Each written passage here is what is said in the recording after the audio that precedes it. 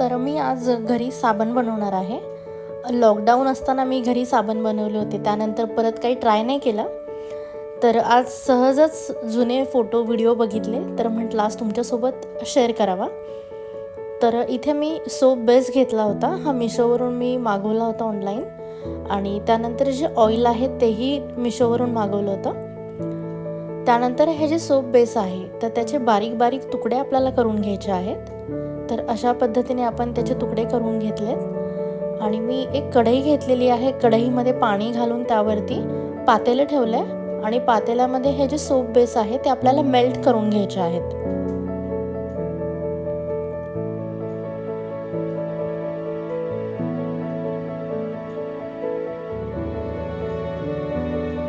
अशा पद्धतीने आपले जे सोप बेस आहे तो इथे मेल्ट झाला आहे. तर हे वाटीमध्ये जे मी घेतलेलं आहे तर ते मसूर डाळीचं पीठ आहे.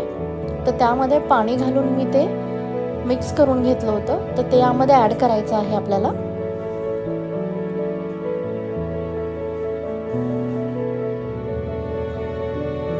हे छान मिक्स करायचं आहे. त्यानंतर इथे मी तेल टाकणार आहे.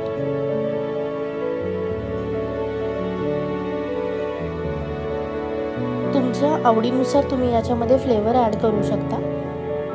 यामध्ये तुम्हाला कोरफड पाहिजे असेल तर कोरफडही टाकू शकता, किंवा कॉफीचा जरी बनवायचा असेल तर तुम्ही कॉफी सोपसुद्धा करू शकता.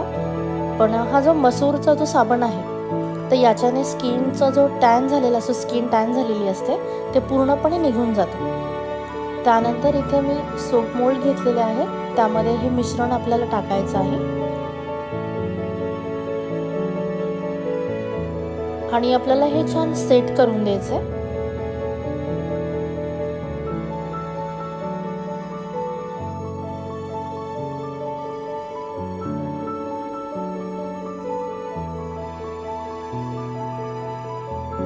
आणि 3 ते 4 तासानंतर इथे आपले जे सोप आहेत तर ते छान तयार झालेले आहेत.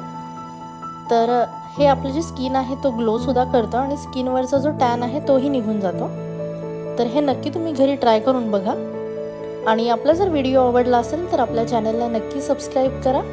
थँक्यू.